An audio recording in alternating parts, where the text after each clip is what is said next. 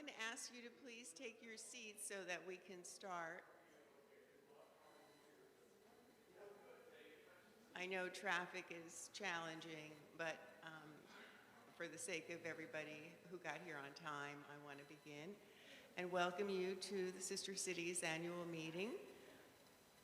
Most of you know me, but I'm Marilyn Cantarella, and I'm president of the Board of Trustees of the organization. And George Schell, who's helping out in the back, is president-elect, so I'll be passing the baton to him. But anyway, he's going to give you, if you are a member, a ballot for tonight. And you don't have to complete it, immediately. You can give it to him when you're leaving. So do it at your leisure. And we have a couple of business items which we're going to take care of right now. Tao is going to do the nominations report, and then I'm going to go right ahead and introduce our speaker. Tao.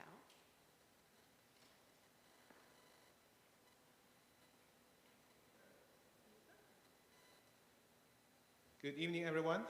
Before we report on the nominations for the new term, we want to acknowledge our outgoing board members: Chad Fan, Otis White, Dan Cookingham, Vanessa Rieker, Linda Hippo, and Marilyn Cantarella. Chad has been our board treasurer for 2 terms, stepping in after the unexpected passing of a board officer. He guided us through the transition and managed our finances capably before handing the torch to a newer board member to have the opportunity to mentor him before leaving the board this year. Chad also serves in a leadership role for the Wilmington Chinese American Cultural Association and has been the link between the Asian community and SCAW throughout his tenure on the board. He has frequently served as translator, driver, and whatever else we needed when delegations from Dandong were in town. Otis has been an outstanding board member who helped us plan, coordinate, and execute all our virtual programming throughout the pandemic. He will be remembered as an excellent team member in addition to his stellar leadership skills. He is leaving us early to assume a larger role with the statewide association. Dan is newer to the local community, but fortunately for SCAW, he stepped in and provided help as we hobbled through the COVID-19 crisis. He was especially helpful in the logistics of planning the peace concert, which we had to move to the Community Arts Center in 2021. Marilyn is leaving the board for a second time, though she will still serve as the liaison to the board for the Sister City Commission. She remains committed to the mission of Sister Cities and will continue to help the association whenever it is needed. Vanessa stepped in to serve as we were recovering from COVID-19 and hit the ground running.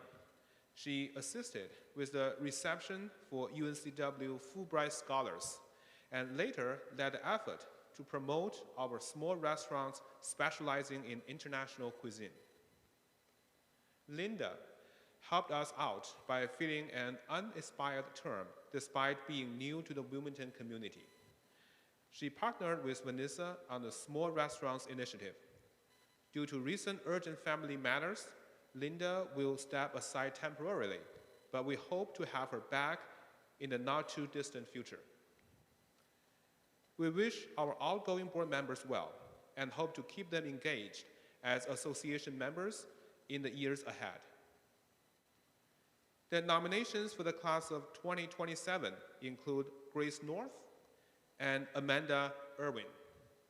Grace is a graduate of Wofford College and started her career in the banking sector, working for Live Oak Bank as a business analyst and loan underwriter. Her work there was instrumental in providing guidance to minority and small business owners in the greater Wilmington area. She is currently serving as board vice chair and treasurer for Feast Down East. Grace is a graduate of the 2023 Wilma Leadership Institute, which helped inform her roles as a volunteer director. She's a strong advocate for cultural exchange and communities. Connecting through food has been a recent area of focus for sister cities, making Grace an excellent candidate at this juncture in time. Amanda is a media veteran and communications leader with expertise in writing, editing, multimedia storytelling, and strategic marketing in education and media environments. She's taught fourth grade ESL students and lectured global journalists, graduate students in China. Her work in higher education in Connecticut led to her master's degree in strategic communications. She currently is the Director of Marketing and Communications for the Boys and Girls Home for North Carolina. The nominating committee moves the slate. Are there other nominations from the floor?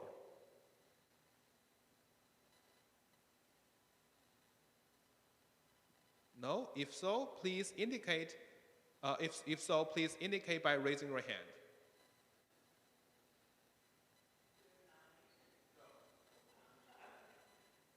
Hearing none, the board moves the slate.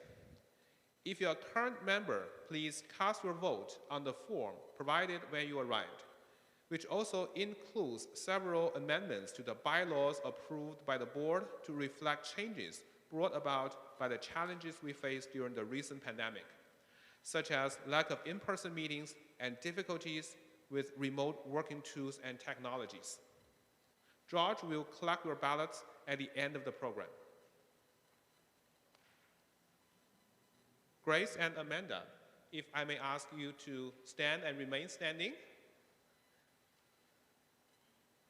We welcome you to the Sister Cities Association Board of Directors. Thank you for your willingness to serve the Wilmington community. If everyone please join me to give them a round of applause.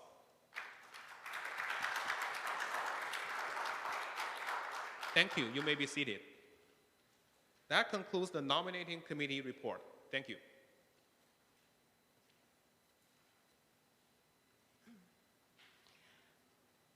So tonight we have a very special occasion. I know you're looking at this easel up here with a black drape, and we will unveil it. George, actually, do you want to do that now? Because we're going to start the program. I'm going to tell you how I learned about Billy Fisk. A dear friend in Doncaster sent me an email in 2023, and it began by his introducing me to Billy Fisk. These were his exact words. Since I am telling you all this, there must be a link to the USA somewhere, and there is. It's a guy called Billy Fisk.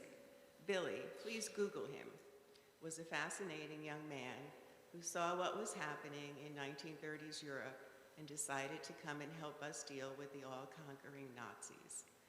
Due to U.S. neutrality, he pretended to be a Canadian, and in March 1940 joined the Royal Air Force as a fighter pilot.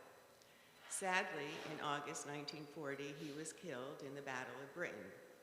As the first American to die, he is now rightly regarded as a hero on both sides of the Atlantic. The inscription on his gravestone reads, "Here was a young man for whom life held much. Under no kind of compulsion, he came to fight for Britain. He came, and he fought, and he died." I have in my possession a number of rare limited edition prints that illustrate Billy in action during the Battle of Britain. They are entitled American Friend, and were produced in 1994 to support the creation of our national monument in London. Each print was signed by surviving Battle of Britain veterans. I wonder if you have a local aviation museum or a town hall that might be interested in one of these prints as a gift from a grateful nation who remember the sacrifice of a true American friend.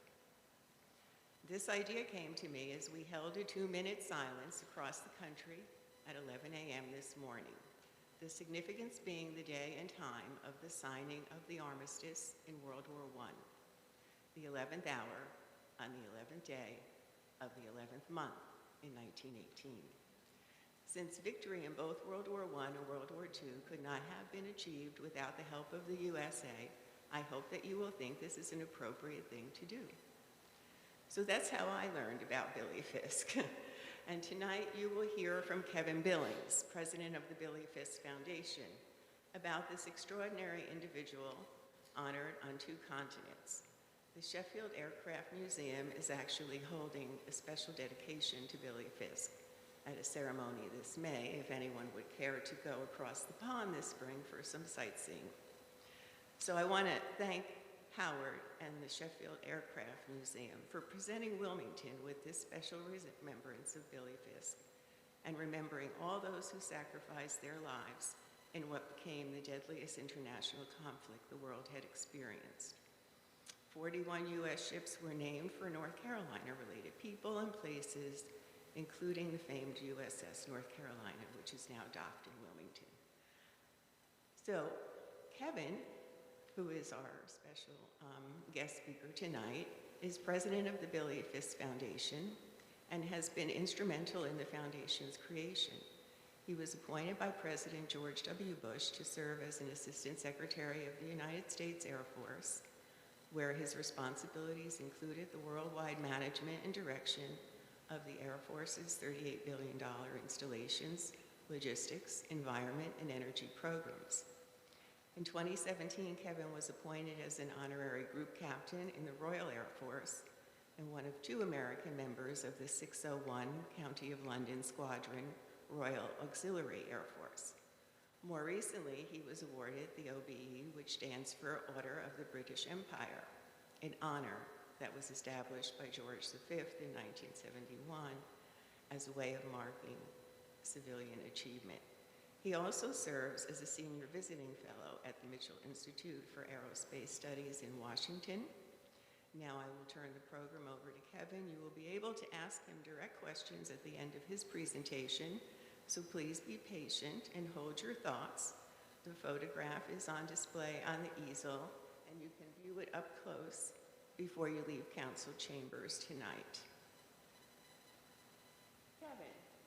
Yeah, thank you so much. That was a wonderful introduction, as I always say, my father would be proud and my mother would believe it.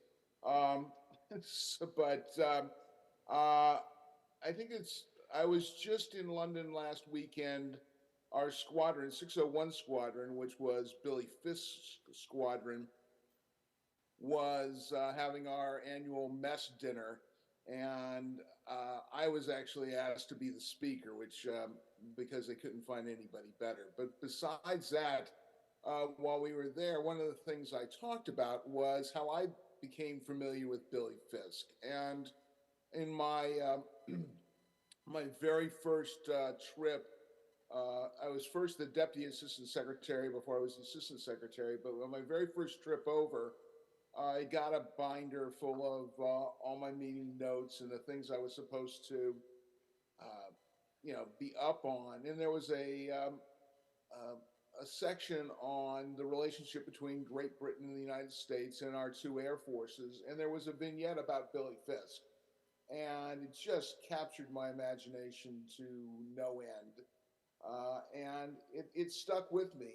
And then in 2016, I had obviously left the administration many times for many years, but I was over and I was having dinner with a couple of my mates from the time, and I was down at the Battle of Britain Memorial in Folkestone. And if you ever have a chance to get down to the Dover coast and go to the Battle of Britain Memorial, I would highly encourage it. It is one of the most contemplative memorials I've ever been to in my life.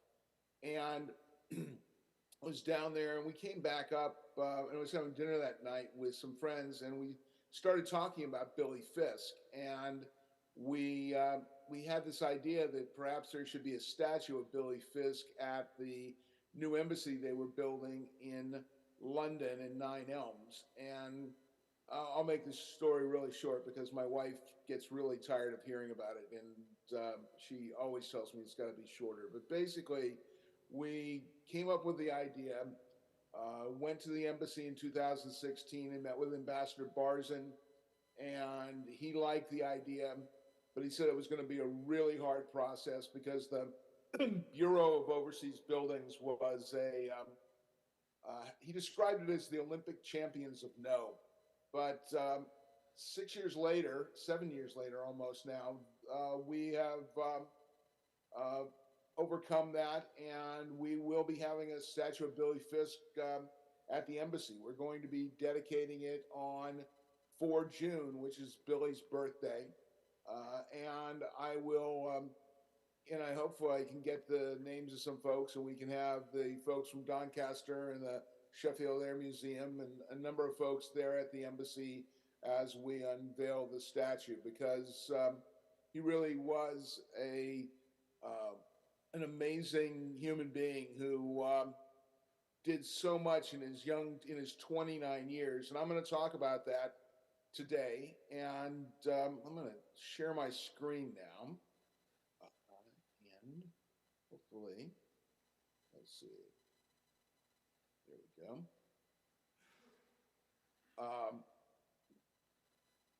So I'm going to move this up here.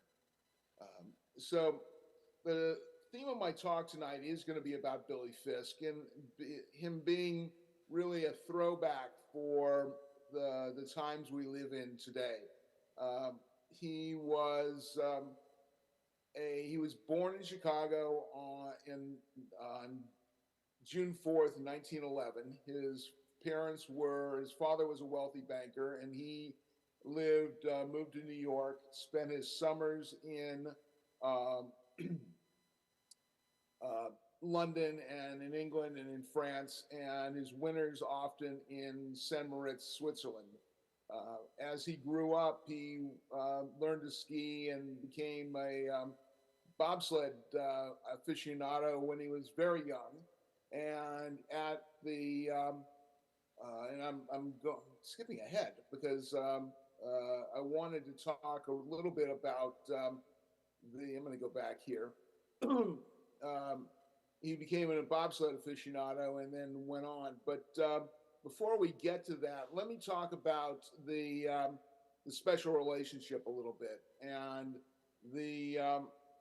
this picture here sort of says it all. This is a carrier strike group with the HMS Queen Elizabeth in the foreground, the USS Wasp, the USS Abraham Lincoln, and the Gerald Ford carrier on the right there, along with British and American destroyers as part of the battle group there. The relationship between our two nations is something that is hugely important to the world and will continue to be.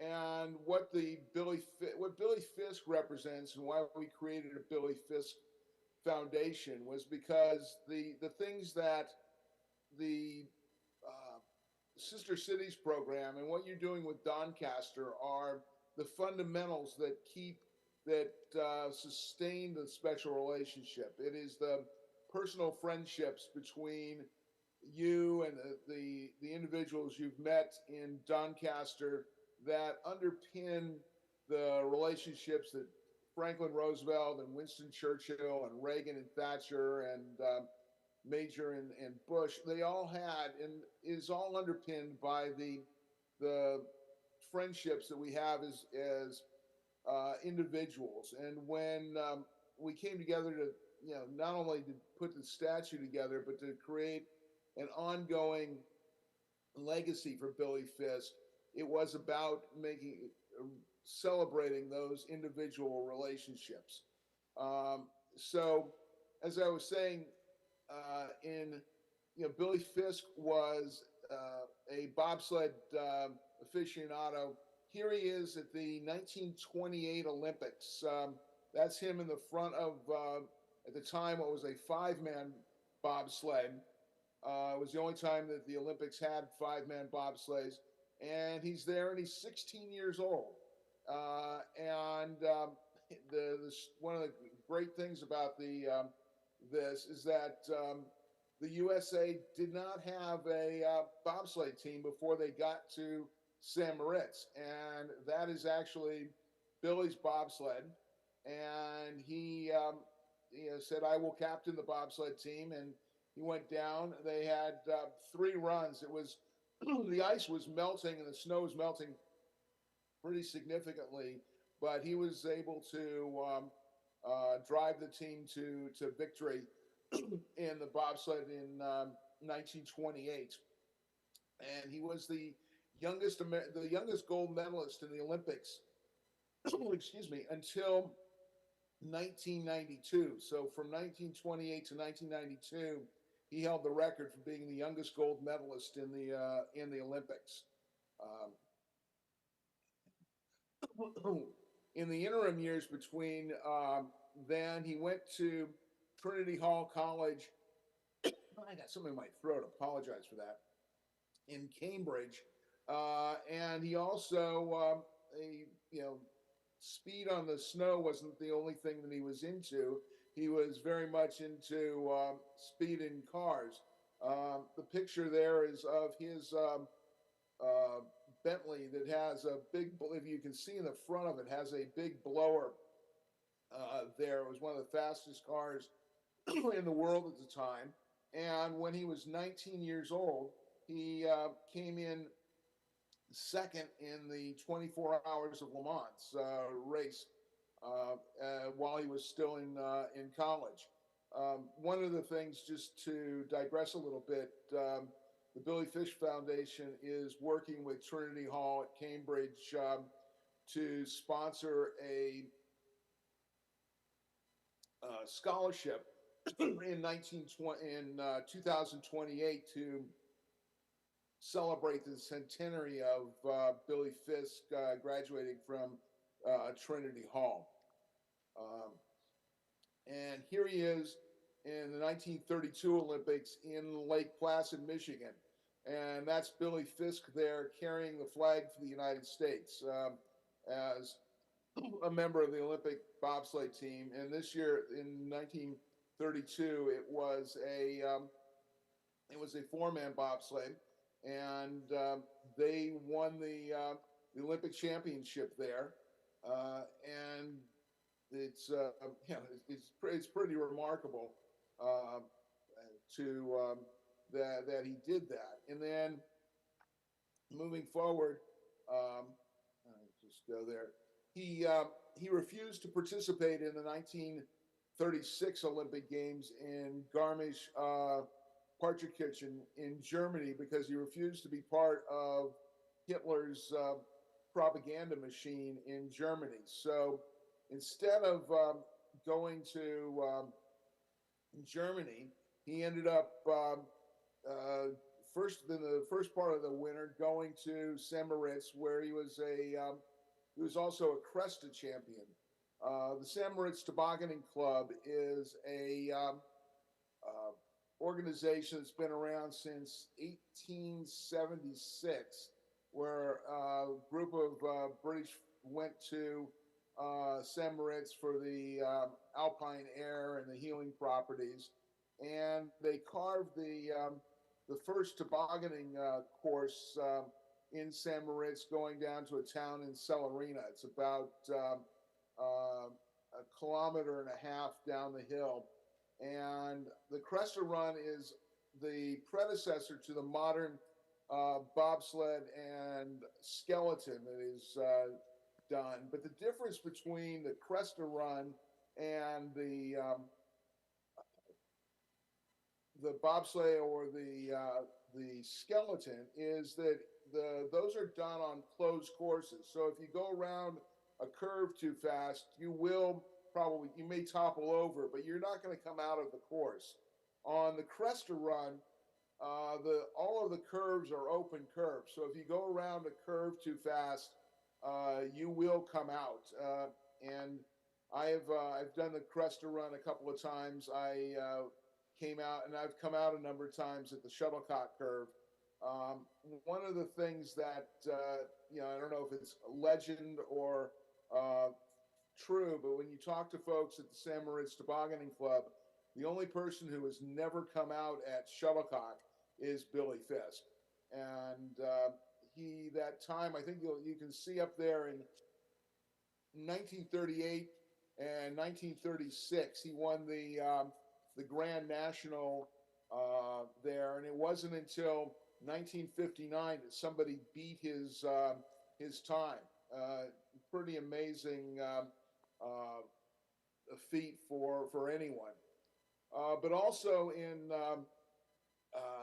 1936, instead of going to the Olympics, he went to a small mining town and he bought, he and a guy named T.J. Flynn bought a lot of land in Aspen, Colorado, and built the first ski lift in Aspen. They built the first ski lodge in 1936.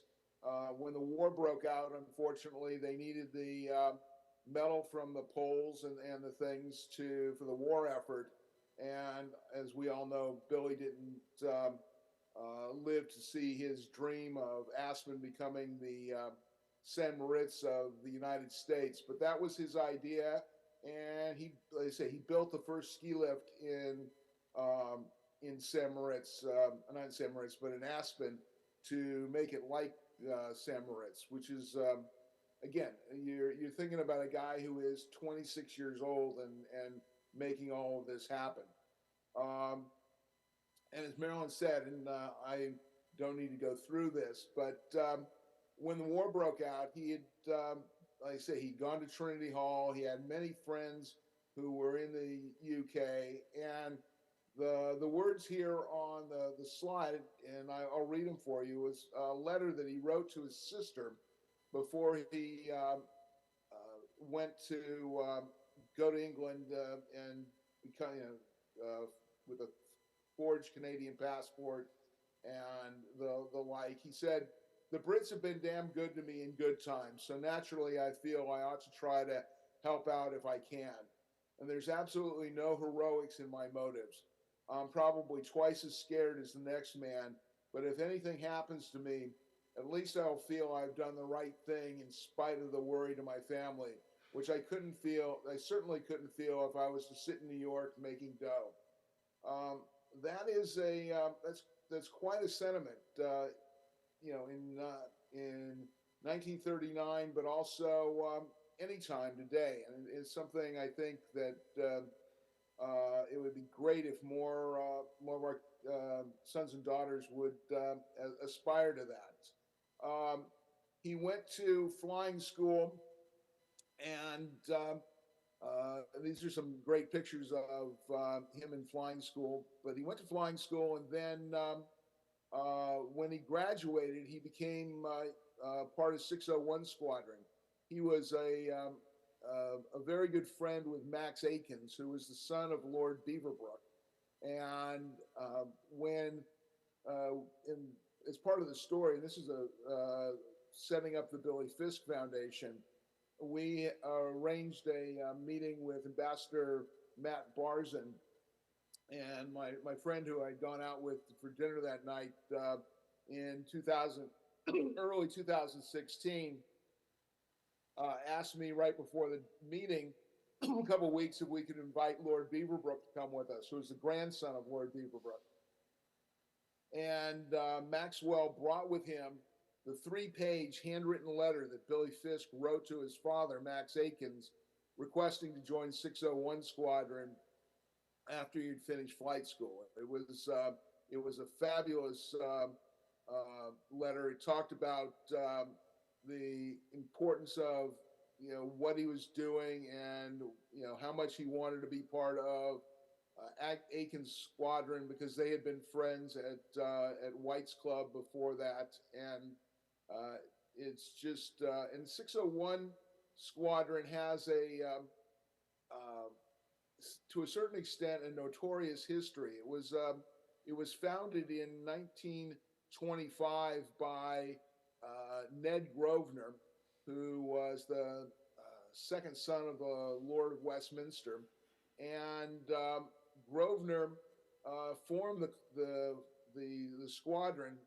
Lord Trenchard had created the auxiliary air force in 1925, and the first squadron was 600 Squadron, which was the City of London squadron, and Grosvenor wanted his own squadron um, for his basically for his friends who had airplanes, and Lord Trenchard had agreed to that, and so 601 Squadron became the second squadron in the Royal Auxiliary Air Force, and it was the County of London Squadron, and they the 601 and 600 Squadron would have fierce battles during the air the the skills competitions and so on. But they would also were quite interesting that they would line their coats, their jackets with red silk, and they wore red socks. And Ned Grosvenor, instead of the squadron wearing black ties with the number one uniform, they wore blue ties. And to this day, when they reformed 601 Squadron in 2017, they Sir Stephen Hillier, who was the chief of the air staff at the time, said that 601 Squadron should wear the blue ties that they've worn before. So it's kind of an interesting piece of history. There were a number of folks yesterday. I don't know how many of you know, but yesterday was the 80th anniversary of the Great Escape out of Stalag 3 in Germany. And the leader of the Great Escape, Roger Bushell, had been a member of 601 Squadron before he was captured. So again, the squadron had a lot of history to it. And again, it was the first squadron to have Americans fly in it. Billy Fisk and then another American actually named Billy Clyde were the first two Americans to fly with the Royal Air Force. And as more and more Americans came over, they stood up. I think most of you are familiar with the Eagle Squadrons. And Billy Fisk was actually slated in a month to become one of the commanders of one of the Eagle Squadrons, but he never made it. Again, this is a little bit more history about 601, the County of London Squadron. That is the black and red triangles is its tail flash on the aircraft it flew. And here are a couple of paintings, I say. And the painting that you have there that was donated is this same painting that is here. And that depicts the landing of Billy Fisk. As you can see, he after he was he had sent two Hawker Hurricanes into a balloon barrage, and if you go back and you read the transcripts and the records of that day, he didn't get credit for things being shot down, but he was in a couple of battles where they believe that he actually shot down a couple of planes that day, and then he forced two Junkers into the balloon barrage, and as he was leaving, he got hit by fire, and his fuel tank caught on fire, and he could have bailed out in the channel, but one of the biggest things that the Air Force needed at the time was to keep airplanes alive. So if you could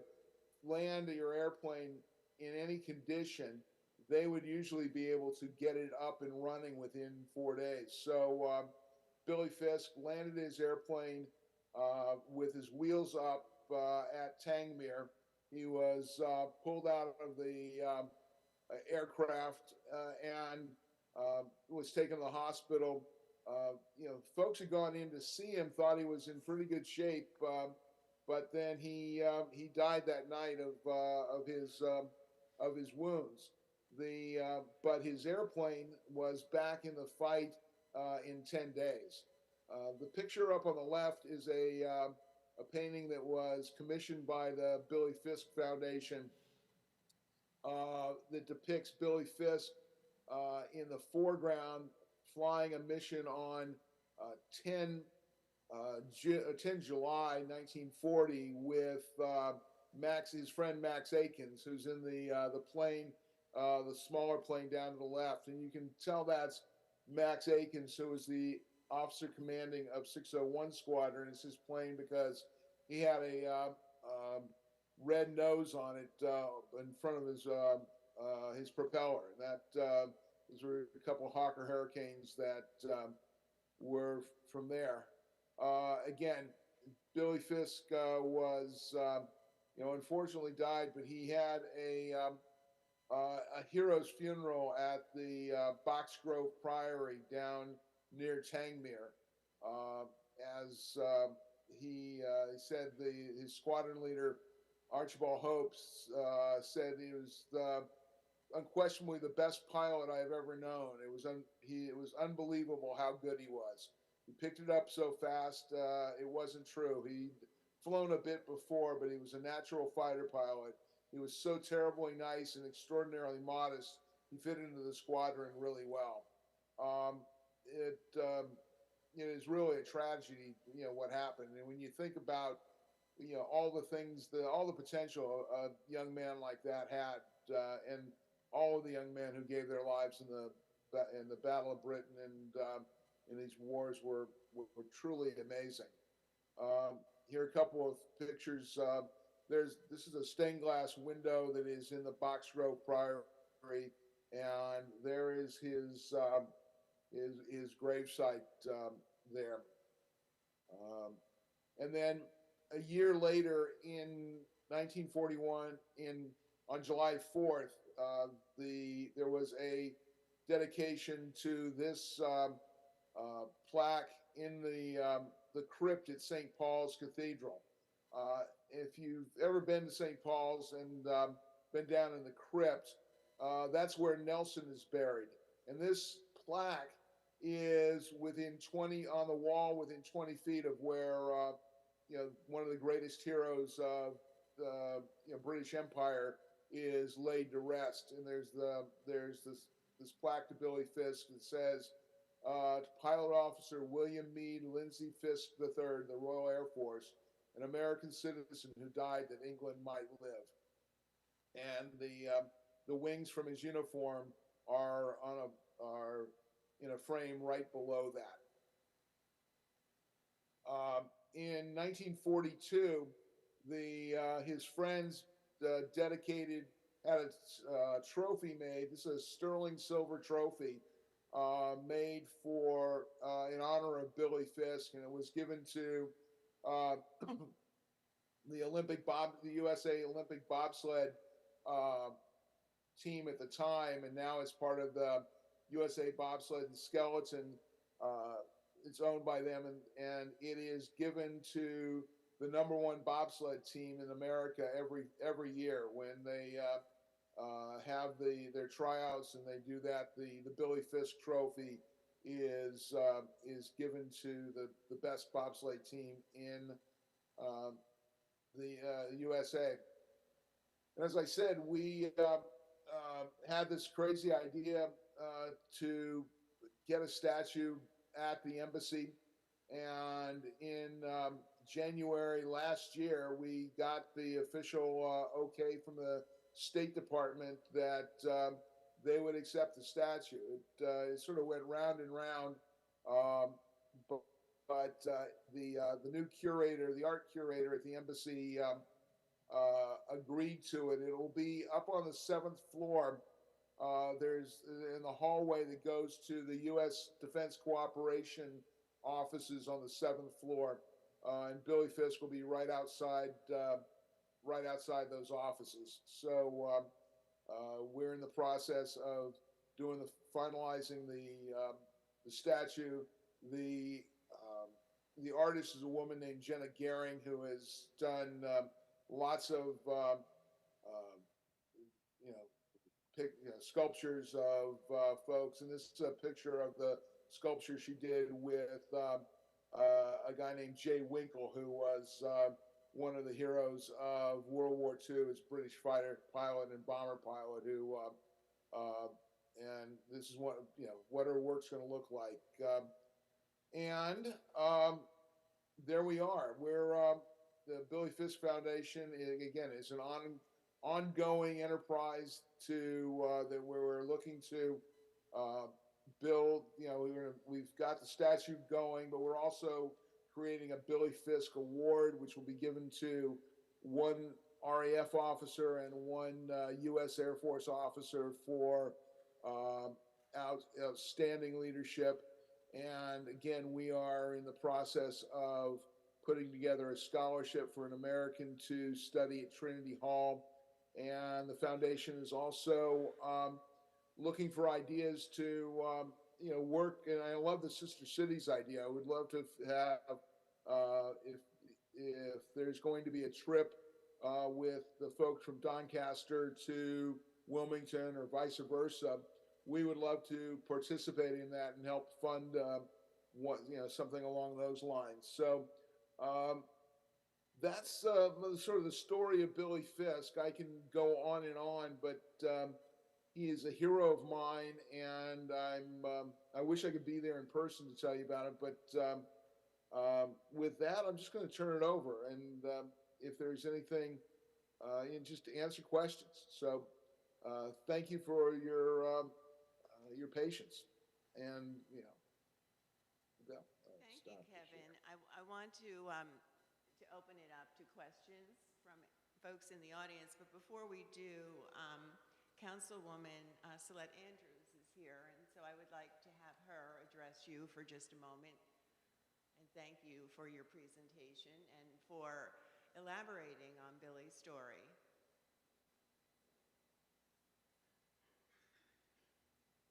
Good evening. On behalf of Mayor Sappho and the rest of the City Council, I'm Celeste Andrews, and I am a council member with the Wilmington City Council, and also on behalf of the citizens of Wilmington. We're so grateful to our sister city in Doncaster for providing us with this picture of painting of Billy Fisk's flight. And we thank you so much for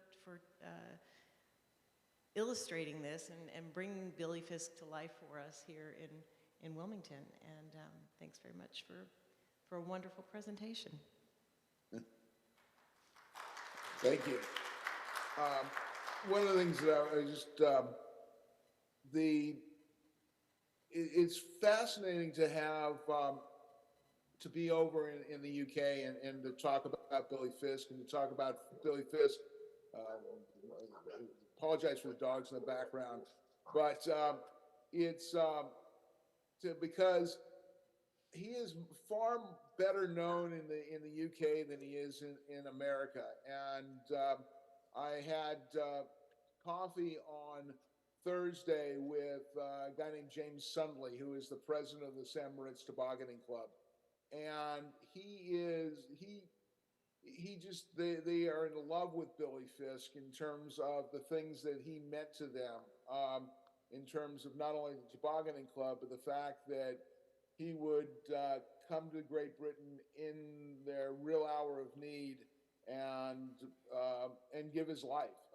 It isn't lost on them, and it's it very much like General Ceausescu, who came and fought with Americans in the Revolution, or Lafayette. Very similar types of feelings for Billy Fisk in Great Britain.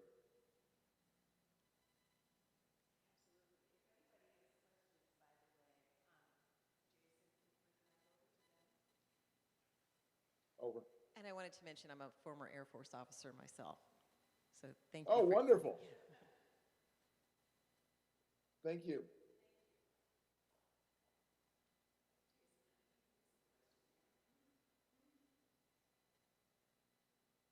May I ask a question, please? Thank you very much. That was a fine presentation, and you've obviously quite dedicated to this project with Billy Fisk, and you should be commended for that. I've sort of studied the Battle of Britain quite extensively. You might tell the folks the type of aircraft that Billy was flying. I'm not sure that came up. The famous Hawker Hurricane was really the Battle of Britain hero and not the Spitfire. You might describe the hurricane he was flying. Yeah, thank you for that. And you're absolutely right. The Hawker Hurricane was really the workhorse of the Battle of Britain. It didn't have the speed of the Spitfire, but it was a very, very maneuverable aircraft, and it was again, it was quite the workhorse. It's one of the great things that I've gotten to do is spend a little bit of time with the Battle of Britain Memorial Flight up at RAF Coningsby. And they have 2 flying Hurricanes and 3 flying Spitfires, as well as a Lancaster bomber there and a couple of Mosquitoes. And the Hurricane is it's fabulous to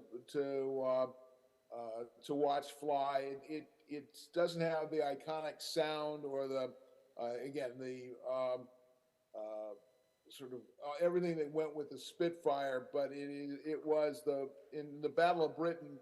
It was the workhorse because it was probably more survivable than the Spitfire at the time, but the Spitfire, became the dominant aircraft in for the RAF pretty much after the Battle of Britain, because they kept making that, and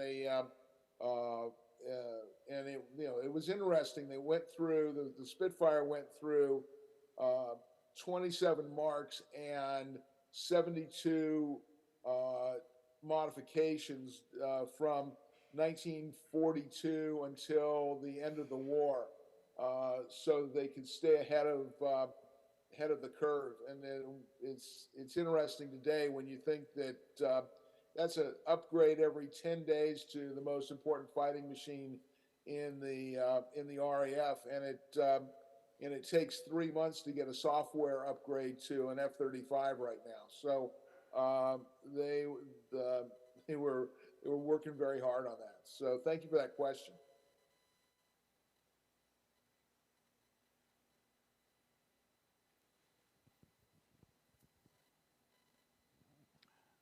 Thank you, Kevin, for your historical record of Billy Fisk. It's quite fascinating, his heroic effort in World War II.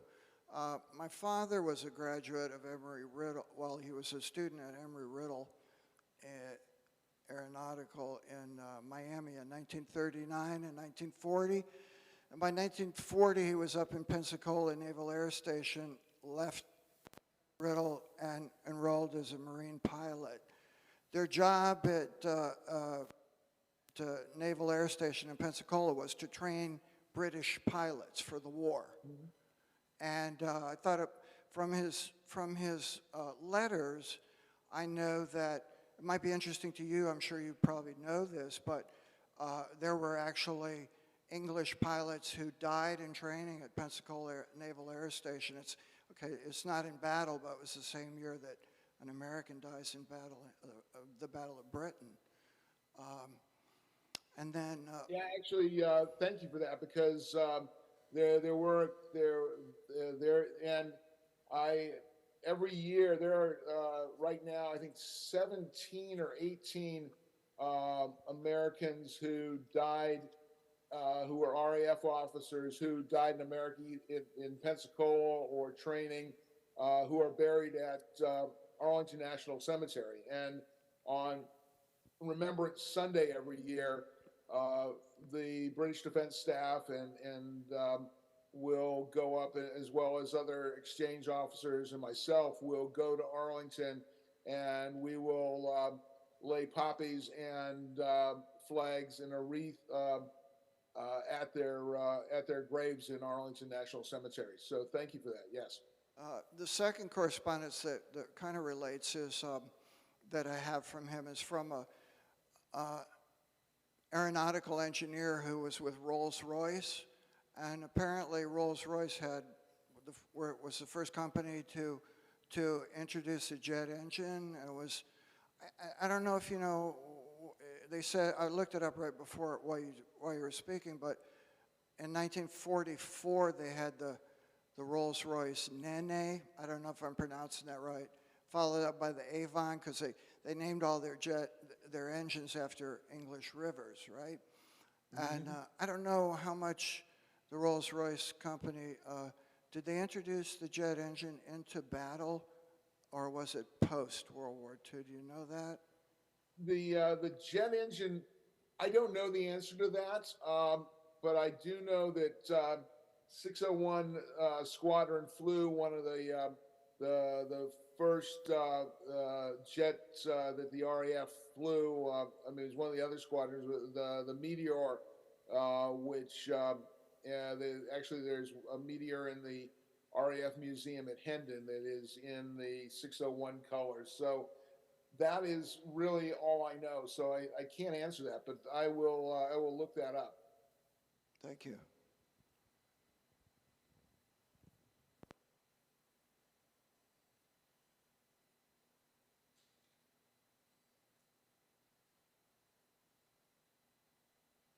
Hi, my name is Winifred Meiser, and my husband George he's a retired military man, and the reason I'm speaking right now is because I'm a native of Scotland, which is part of Great Britain, and so I can personally say I'd never known or heard the story, and I'm so grateful to have the chance to say thank you to all the people who collected this information to honor the man who is a representative of America, who gave his life, and he was going to give as much as he could, even if he didn't pass because of it. He was willing to give it his all. And I say, on behalf of all my relatives who happen to live in Scotland and England and parts of America, I say thank you. And I also want to say, as a little extra thing here, when I got the material from Maryland, I had told my sister, who's married to an Albert Fisk, about this whole thing. And I said, I don't know how common that name is, or I've never heard it except for my sister, but perhaps, if you go back far enough, we're all related.